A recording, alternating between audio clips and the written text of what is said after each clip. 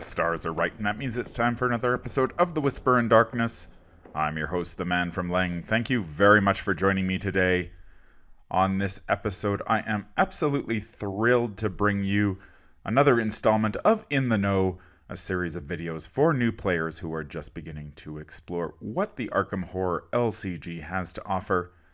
Today's topic is timing and player windows. I received a lot of requests for a video about this topic, which doesn't surprise me in the least. Whether you're new to trading card games or a seasoned veteran, it can be a challenge to get a handle on timing and player windows in the Arkham Horror LCG. Many players, myself included, have struggled to wrap their heads around the timing rules at one time or another. Other players have argued that the Arkham Horror LCG's timing rules are confusing or even counterintuitive. I'm hoping this video will help dispel some of that confusion and let players spend more time delving into the horrors of the mythos and less time delving into the horrors of the rulebook, or in the case of the Arkham Horror LCG rule books. I have divided this video into 3 parts to make it easier for players to digest. Part 1 provides an overview of rounds, phases, steps, and player windows. It concludes with a detailed look at the steps and player windows that make up a skill test. Part 2 will examine the steps and player windows of the investigation phase, while Step 3 will explore the steps and phases of the enemy upkeep and mythos phases. Part 3 will conclude with a look at a few tips and tricks you can use to exploit player windows in your game, so stay tuned for that. As with previous episodes of In the Know, I have tried to keep spoilers to a minimum. However, this episode does feature examples from the scenarios in the core set campaign, The Night of the Zealot. If you enjoy what you hear, remember to like, comment, and subscribe. Timing is of the essence, so let's get started. Let's start off by answering a basic question. What is timing? Timing is the particular point or period of time when something should be done. It provides structure, helps resolve conflicts, and ensures the game flows smoothly. When you get right down to it, timing answers 2 basic questions that all players have when they sit down to play with friends on game night. When can my investigator take actions, and when can I play my cards? The Arkham Horror LCG's timing structure is divided into 5 parts: rounds, phases, framework events, which are also known as steps, player windows, and skill tests. If you've read the Learn to Play book or played the introductory scenario in the Night of the Zealot campaign, you're probably already familiar with rounds, phases, and skill tests. However, you may not have heard the terms framework event or player window before, and there's a good reason for that. Neither term is used in the Learn to Play book. To find out more about them, you need to refer to Appendix 2, Timing and Gameplay of the Rules reference. For the purpose of this video, I will be referring almost exclusively to Appendix 2. The Learn to Play book does a great job of quickly immersing you in the world of the Arkham Horror LCG, so you can break out the starter decks and start gathering clues about the nature of the mythos right away. However, Appendix 2 provides a much more detailed and, I would argue, better explanation of the game's phases and steps, which is really vital if you wanted to discuss some of the trickier timing questions that can emerge during play. The naming convention for the phases and steps in Appendix 2 is as follows. The Mythos, Investigation, Enemy, and Upkeep phases are numbered 1 to 4 respectively, while each step is also numbered sequentially. For example, the first step of the Mythos phase is 1.1, while the first step of the investigation phase is 2.1, and so on and so forth. With that in mind, let's take a look at how rounds, phases, steps, player windows, and skill tests create structure for the Arkham Horror LCG. A round is the overarching structure that binds all of the other parts together.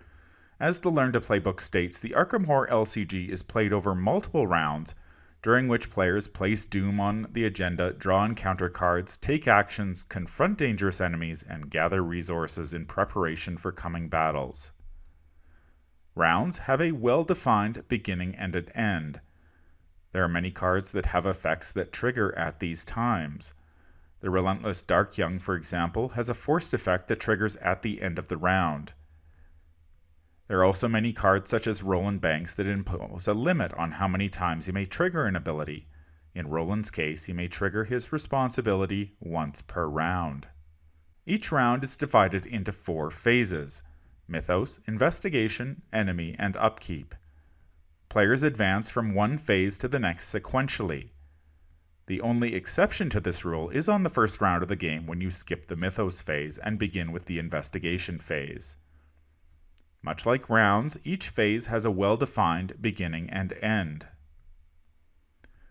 There are some cards, such as Mind Wipe, that trigger at the beginning of a phase. There are also cards such as Wizard of the Order, with abilities that trigger at the end of a phase. Finally, there are many cards such as Agnes Baker that impose a limit on how many times you may trigger a card effect. In the case of Agnes Baker, you may trigger her responsibility once per phase. Phases are divided into 2 parts: framework events and player windows. As I mentioned earlier, many players are unfamiliar with these parts of the Arkham Horror LCG's timing structure because neither term appears in the Learn to Play book. However, both terms are used extensively in the rules reference, which is the book many players refer to when trying to resolve timing conflicts. Framework events is the technical term Fantasy Flight uses to identify the steps that take place during each phase. If you've had a chance to peek at the Learn to Play rulebook or the rules reference, you may have noticed that Fantasy Flight actually refers to them as framework event steps, or simply steps. I like simple terms, so I'll be using the word step to describe them for the remainder of this video. Each phase contains a varying number of steps. For example, the Mythos phase has 5 steps. The Enemy phase has 4 steps, while the Upkeep phase has 6. The Investigation phase is a special case. It has 3 steps and 2 sub-steps, which investigators cycle through one at a time. Many steps simply mark the formal beginning or end of a phase. They don't do anything else. They just say the phase is beginning or the phase is ending. Others indicate when you should do certain things, such as add a doom to the current agenda, move enemies, or refresh exhausted cards. It's worth noting here that an investigator's turn is actually made up of several steps during the investigation phase. Now, don't worry if you didn't catch all that, because I will be reviewing the steps of each phase in more detail in Part 2 and Part 3 of this video. For future reference, each step of the phase is listed on page 23 of the Rules Reference book. There are 2 important things to remember about steps. First, steps are mandatory. You must perform the steps of each phase sequentially. They cannot be skipped, although it's not unusual for nothing to happen during certain steps. If there are no enemies in play, for example, nothing will happen during the steps of the enemy phase. Secondly, you cannot interrupt a step to play a card or trigger an ability in play unless that card or ability specifically refers to that step. Let's take a look at an example. Step 3.1 signals the start of the enemy phase. At the time of this recording, there is only one player card in the core set that is played at the beginning of the phase. Mind Wipe, a mystic event. If you have Mind Wipe in your hand, you play it during this step. Otherwise, you simply acknowledge the start of the enemy phase and move on to the next step, when enemies with the Hunter keyword move. Keep in mind, however, that there are a handful of player and encounter cards released after the core set that refer to the start of the enemy phase. If one of those cards was in your hand or in play, you would trigger it at this time. In addition to steps, phases contain player windows. As the name suggests, player windows are openings that give players a chance to react to what is going on during a phase. Each phase contains a varying number of player windows. The Mythos phase has 1 player window, shown here in blue, after all players have drawn an encounter card but before the phase officially ends.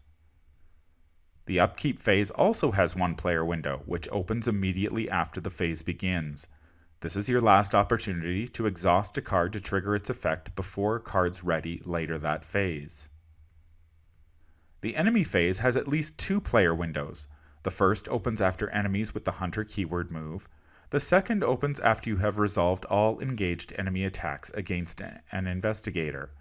If there are multiple investigators, there are multiple player windows, which open after each investigator resolves engaged enemy attacks. The investigation phase is a special case that we'll look at in more detail in part 2 of this video. It has at least 2 player windows and potentially many, many more depending on the number of players in the game and the number of actions performed during an investigator's turn, which, as I mentioned earlier, is actually just a series of steps that take place during the investigation phase. One of the most important things to remember about player windows is that they, unlike steps, are completely optional. If you have no cards or abilities you can trigger, or you don't want to trigger those abilities during a particular player window, you may skip that player window and move on to the next step. So what can you do during a player window? There are 3 options. First, you may use free triggered abilities. Those are abilities signified by the lightning bolt symbol. Skid's O'Toole is a good example of a card with a free triggered ability. In this case, you may use the free triggered ability during any player window on your turn to take an additional action. The second thing you can do during a player window is play assets and certain events with the fast keyword. Assets with the fast keyword, such as magnifying glass, may be played by an investigator during any player window on his or her turn. Events with the fast keyword usually specify when you play them. If you want to play a fast event, such as cryptic research, which states that you may play it only during your turn, it may be played during any player window during that period. Finally, you may advance the Act deck as a free triggered ability if the investigators have discovered the appropriate number of clues indicated on the Act card. This is usually a flat value or a per investigator value. For example, the first act of the gathering, Trapped, indicates that investigators must discover 2 clues per investigator before they can advance as a free triggered ability during a player window. Most of the time you'll advance the Act deck during a player window in the investigation phase. However, sometimes it's better to advance the Act deck during another phase of the game, especially if you expect an enemy to spawn as a result. So far in this video, I have examined 4 parts of the Arkham Horror LCG's timing structure: rounds, phases, steps, and player windows. There is one more key element of the timing structure, and that is the skill test. A skill test is similar to a phase in many ways. Much like a phase, a skill test has a well-defined beginning and end. A skill test is also made up of steps and player windows. Despite these similarities, it's important to note that a skill test is not a separate phase.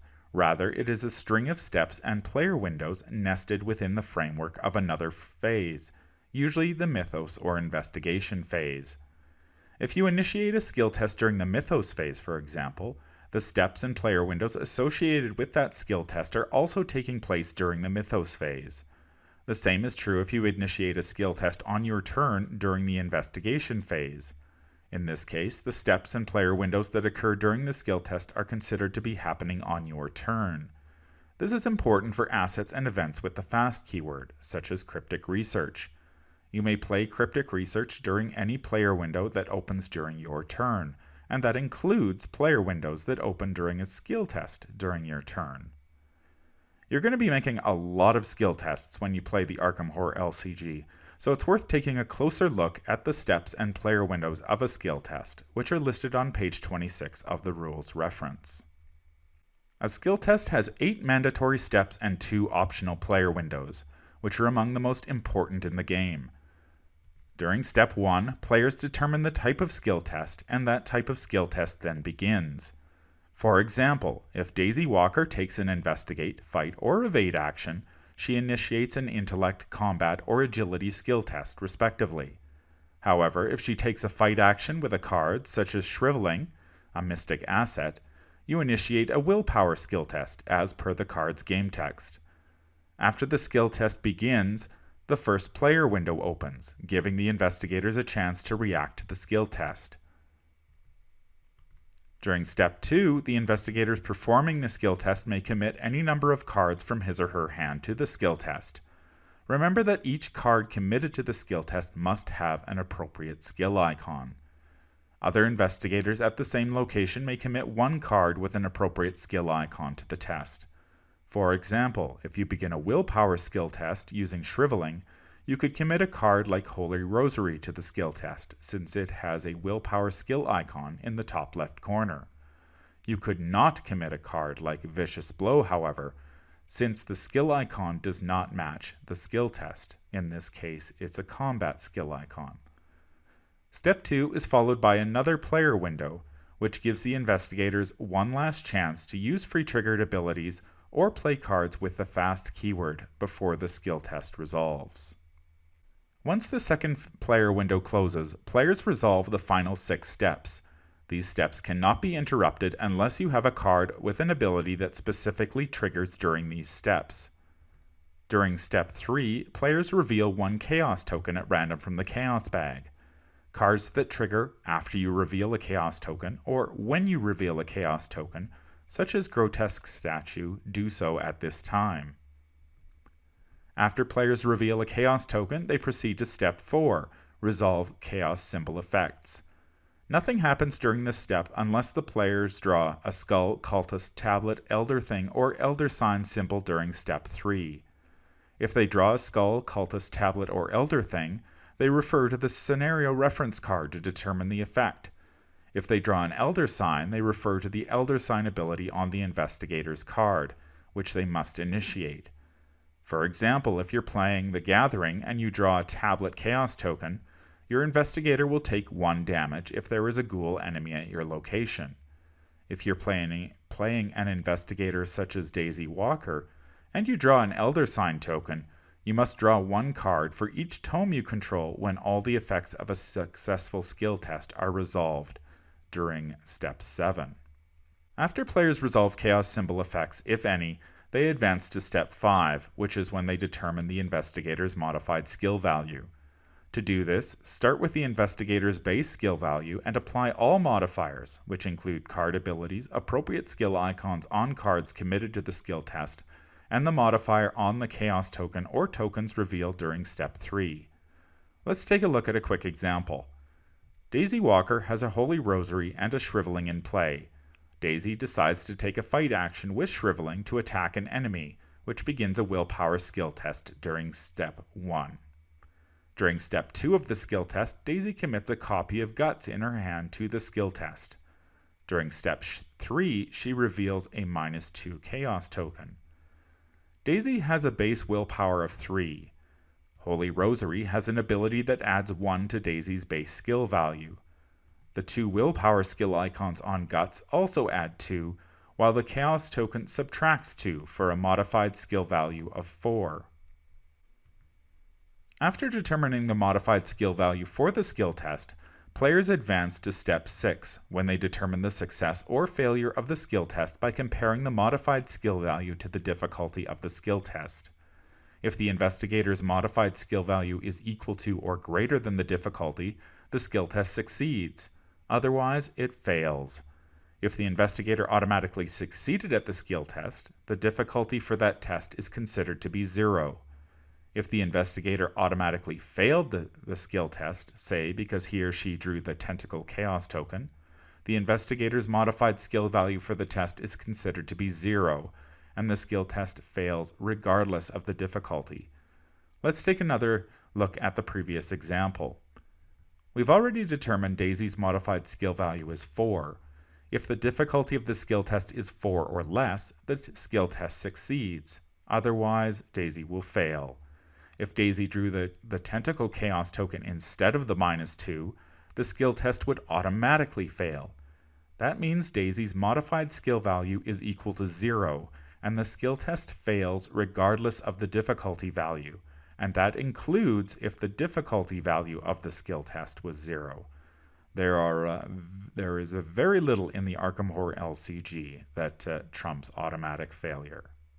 It's important to note that abilities that trigger after you succeed or after you fail a skill test also trigger during Step 6. For example, if you have Rabbit's Foot in play and you fail a skill test, you may exhaust it during this step to draw a card.